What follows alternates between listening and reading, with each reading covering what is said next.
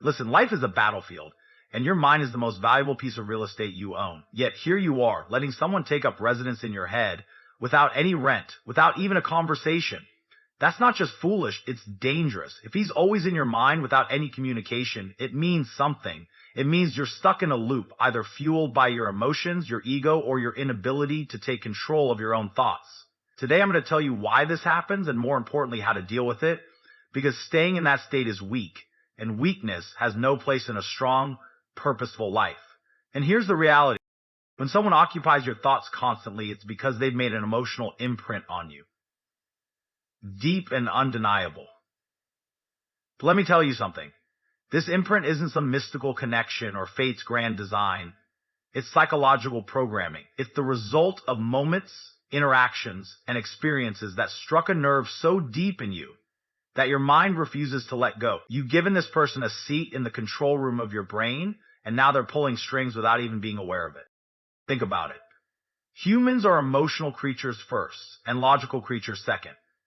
When someone does something that hits you emotionally, whether it's love, rejection, admiration, or even anger, it creates a neurological pathway. It's like your brain has bookmarked them, and if they've triggered strong enough emotions, they'll loop in your mind again and again, like a song you can't get out of your head. This is how an emotional imprint works. It's not about them, it's about how you responded to what they did. Now here's the catch. The strength of that imprint doesn't necessarily correlate with the quality of the person. A lot of you are sitting there obsessing over someone who might not even deserve it. Why? Because they become the center of a story you've created in your head. Maybe they gave you attention at a moment when you needed it most. Maybe they rejected you and your ego can't handle it. Maybe they made you feel something you didn't know you were capable of feeling. Whatever it is, that moment has hijacked your mental space, and now it feels like they're everywhere, even though they're nowhere near you. But let's go deeper. Why is their imprint so powerful? It's because they've tapped into one of your core emotions. Love, lust, validation, jealousy, fear, pick one. These are primal drivers, and when someone hits that emotional nerve, it's game over unless you know how to reclaim control.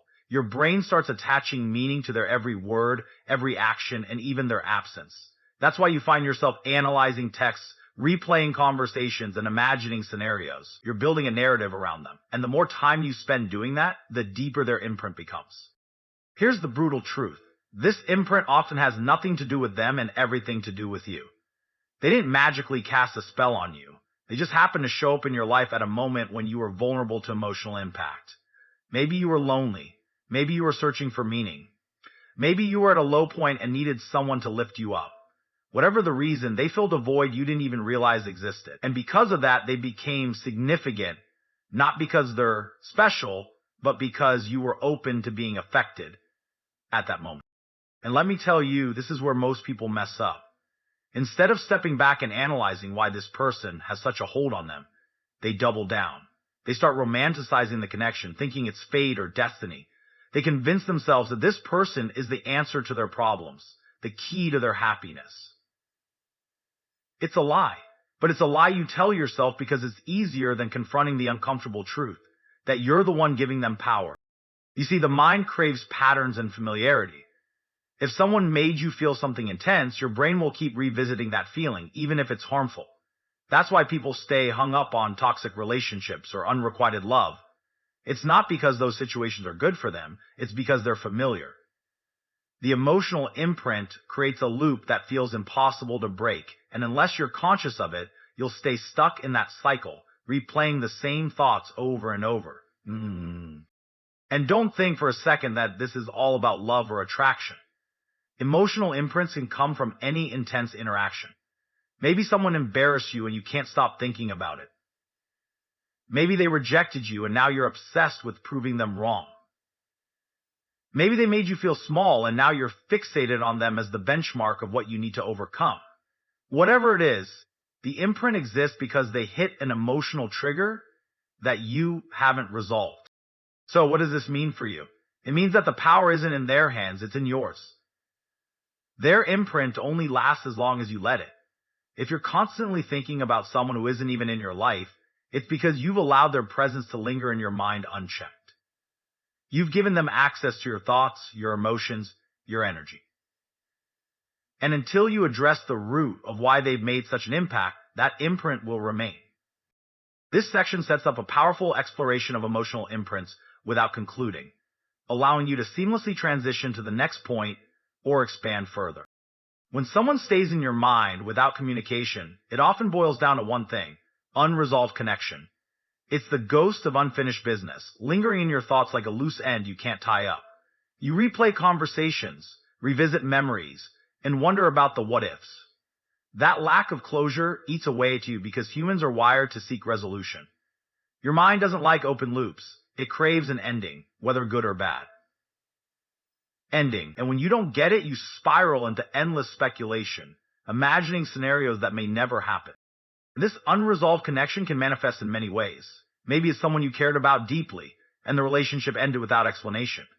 Maybe they ghosted you, leaving you to fill the silence with your own thoughts. Or maybe you never even got the chance to express how you felt, and now you're stuck wondering what could have been if you had. It's like a movie that cuts off before the final scene. Unsatisfying, frustrating, and impossible to forget.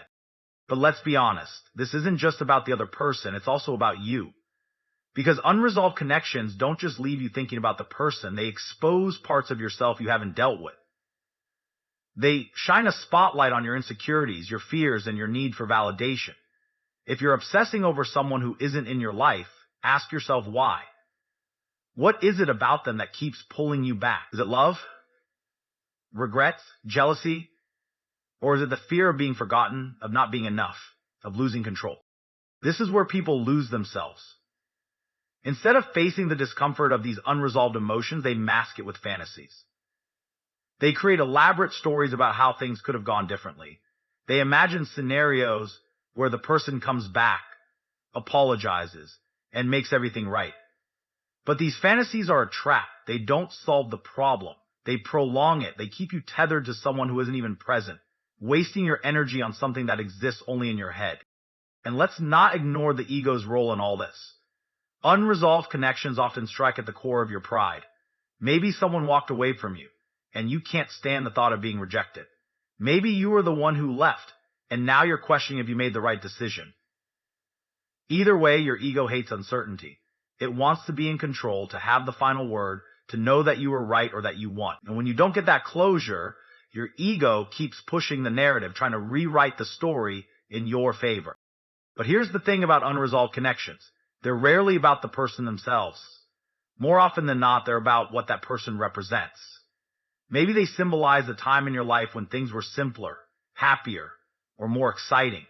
Maybe they remind you of a version of yourself that you miss, or a future you hoped for but never got. Whatever the case, it's not the person you're attached to. It's the feelings, the memories, the potential. And because those things exist only in your mind, you can never truly resolve them by focusing on the other person. The unresolved connection also has a way of amplifying your perception of the other person. When someone is absent, your mind fills in the blanks, often idealizing them far beyond reality. You remember the good times while conveniently forgetting the bad. You magnify their strengths and downplay their flaws. You turn them into a symbol of perfection, not because they are, but because your mind needs something to hold on to. This is why people often feel disappointed when they reconnect with someone they've idealized. The reality never lives up to the fantasy. And let's not pretend this is a one-sided phenomenon. Sometimes the other person is fully aware of the unresolved connection and exploits it.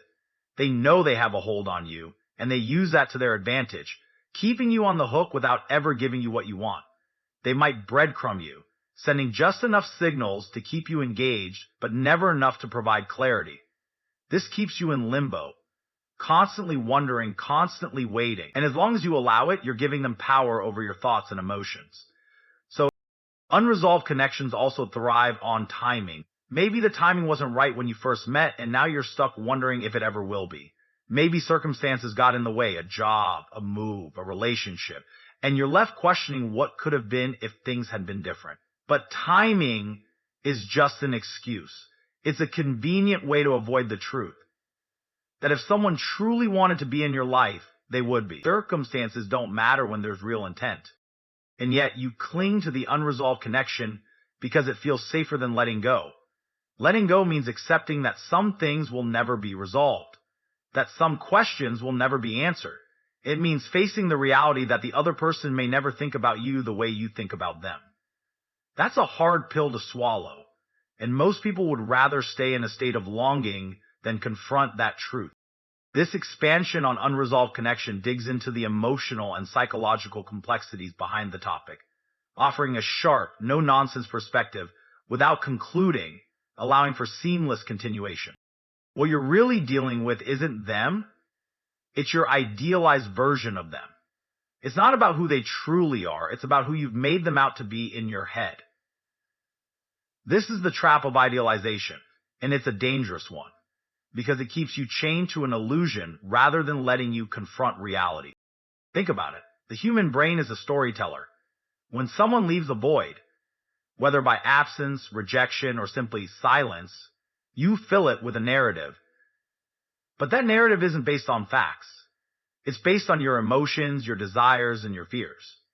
You take the bits and pieces of who they are and piece together a version of them that suits the story you want to tell yourself. Maybe they're the perfect partner who will complete you. Maybe they're the one person who truly understands you. Or maybe they're the benchmark you need to measure up to. Whatever it is, you're not seeing them for who they are, you're seeing them for who you want them to be. And if you care about them, here's the problem. Idealization is never grounded in reality. It's based on selective memory and emotional projection. You remember the moments when they made you feel good, but you ignore the moments when they didn't. You focus on their strengths while overlooking their flaws. You assign them qualities they may not even possess because it fits the narrative you've created. And the longer you go without real communication, the stronger this idealized version becomes. But let's be clear, this isn't about them, it's about you. Idealization is a reflection of your own unmet needs and insecurities. When you put someone on a pedestal, it's because you're searching for something in them that you feel is missing in yourself. Maybe you're looking for validation, love, or a sense of purpose. Maybe you're trying to escape your own reality by living in the fantasy of what they represent. And whatever it is, idealizing someone else is just a way of avoiding the real work you need to do on yourself. And let me tell you, this idealization isn't just harmful, it's self-sabotage. By holding on to this perfect version of them, you're setting yourself up for disappointment. Because the truth is, no one can live up to the expectations you built in your mind. People are flawed, complex, and imperfect. The person you're obsessing over has weaknesses, shortcomings, and baggage just like anyone else. But as long as you keep idealizing them, you'll never see those flaws. And when reality finally hits, it'll feel like a betrayal. Not because they lied to you, but because you lied to yourself. This is why idealization often leads to stagnation. You become so focused on this imagined version of them that you stop moving forward. You stop meeting new people, exploring new opportunities, or improving yourself because you're too busy chasing a fantasy. It's like being stuck in quicksand. The harder you try to hold on to the illusion, the deeper you sink into your own delusion. And the worst part is the person you're idealizing probably has no idea they're out living their life while you're sitting there stuck in a loop of your own making. But let's dig deeper into why this happens. Idealization thrives in the absence of information. When you're not in regular communication with someone, your mind fills in the blanks. You start imagining how they're feeling, what they're doing, and what they'd say if you were together. And because you're the one writing this script, it's always favorable to them.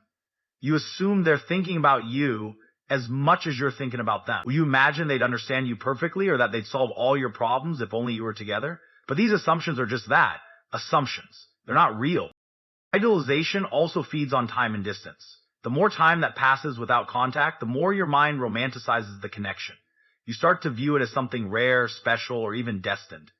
And the further removed you are from the reality of who they are, the easier it becomes to ignore their flaws. This is why people often idealize ex-partners or crushes they've never pursued. It's not about the person, it's about the story you've built around them. And let's not forget how idealization blinds you to other possibilities. When you're fixated on one person, you block out the potential for new connections and experiences. You convince yourself that no one else could measure up to this idealized version of them. But the truth is, the version you're clinging to doesn't even exist. It's a figment of your imagination, a projection of your desires, and a reflection of your fears. By holding on to this illusion, you're not just cheating yourself out of real opportunities, you're also cheating the people around you out of the chance to connect with the real you. The mind is a powerful thing, but it's also a liar. It will convince you that this idealized person is the key to your happiness, success, or fulfillment. It will create scenarios where everything falls into place if only you could be with them. But this is just a defense mechanism, a way to avoid confronting the deeper issues within yourself.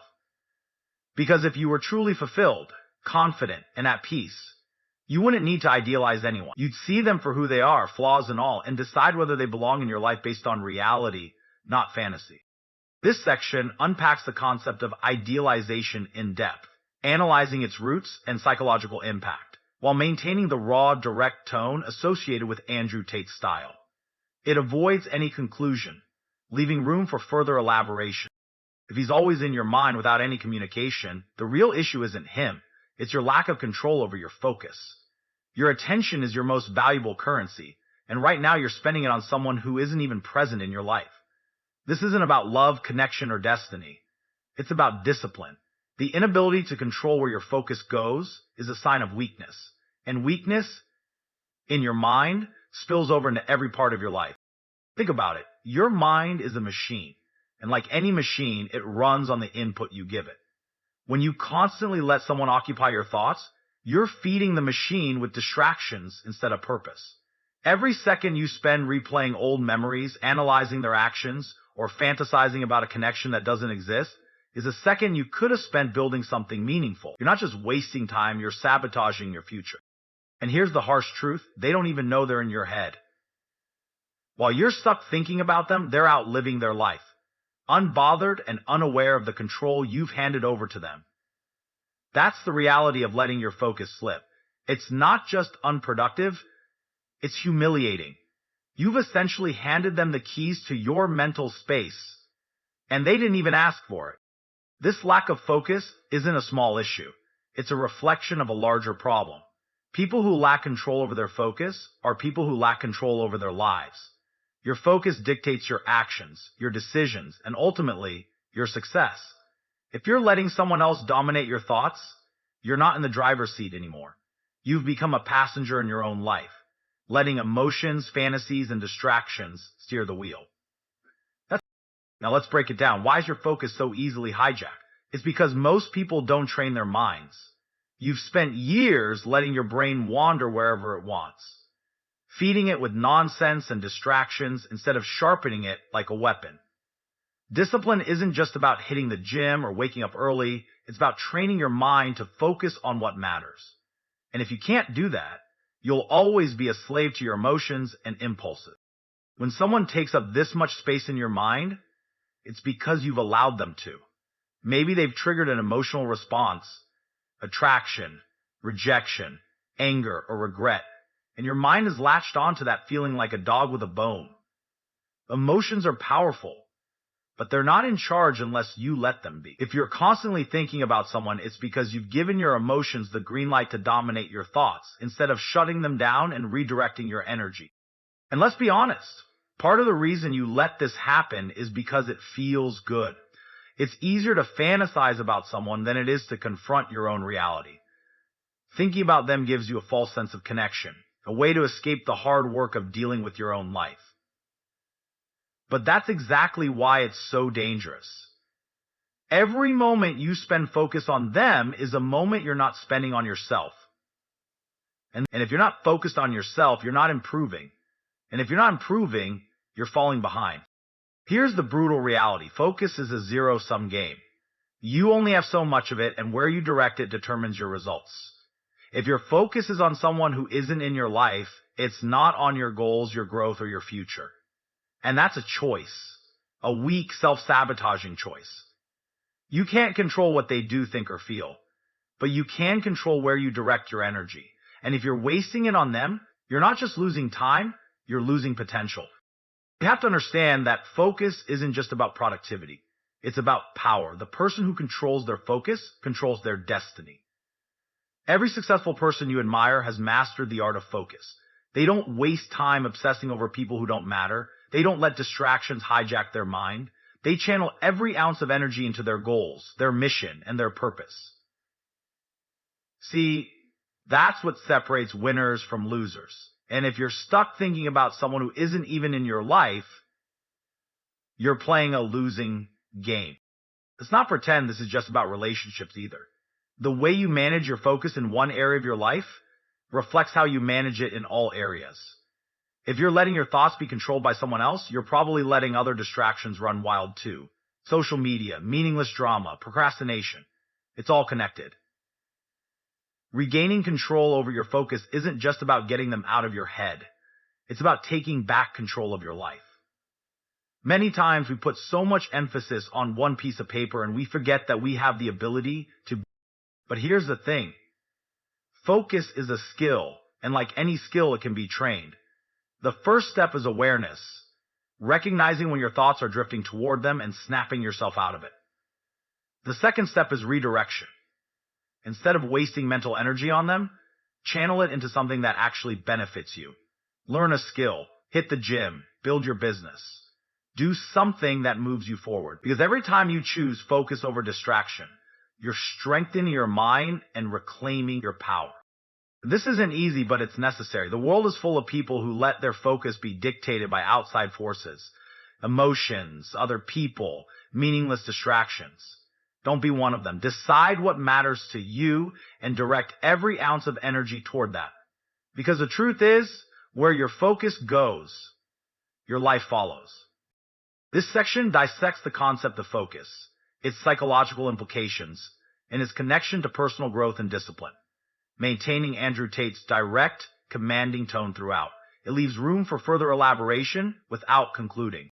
If you're stuck in your head, thinking about someone who isn't in your life anymore, the question you need to ask yourself is simple. Are you going to take action, or are you going to let go? Too many people waste their time caught in limbo, overthinking, replaying scenarios, and obsessing over what could have been. They're paralyzed by their emotions, unable to make a decision. But here's the truth. Nothing changes until you do. Either you take control, take action, or you let go and move on. You can't have both. Letting go isn't just about moving on from a person. It's about reclaiming your power.